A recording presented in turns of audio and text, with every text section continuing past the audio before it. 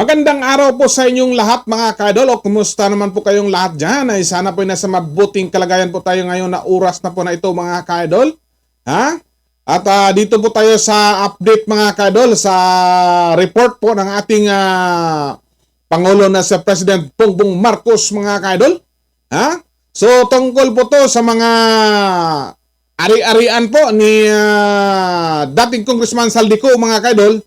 Naka-press na sa AMLAC mga ka-idol. Ha? So nakakuha na sila ng sa AMLAC na press na po ang lahat ng mga ari-arian ni Saldico. Lahat na po ang yung mga ear asset, yung mga bank account mga ka-idol, mga e-wallet at iba pa mga sasakyan mga ka-idol. So ito magandang development po ito ang nagawa sa ating presidente.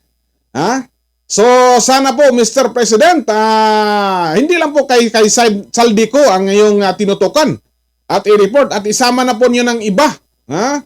So lalo na po dyan sa ating dating speaker, Mr. President, until now, wala pa siyang kasong hinaharap. At bakit kaya? Nagtatanong na po tayo mga ka-idol, hindi ba kaya? O ano kaya ang mga dahilan mga ka-idol? So panoorin at pakinggan po natin yung report ng ating tagapagsalita sa Pangulo na si Pangulong Ferdinand Marcos Jr. mga ka-idol. So, panoorin po natin na sabay-sabay. I-report ko po na ngayong araw, yung AMLAC, yung Anti-Money Laundering Council, nakakuha na po ng 2 freeze order.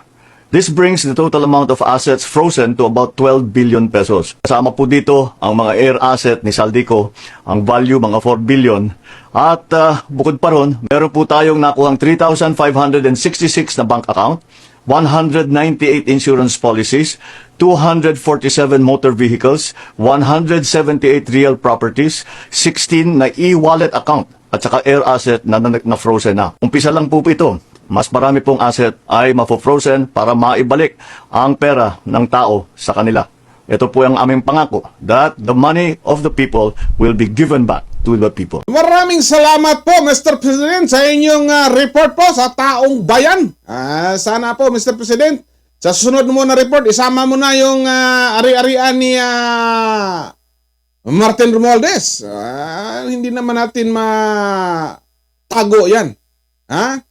So tayo po lang nagtatanong mga ka-idol. So ang tanong po ng taong bayan hanggang ngayon ay nakatali pa.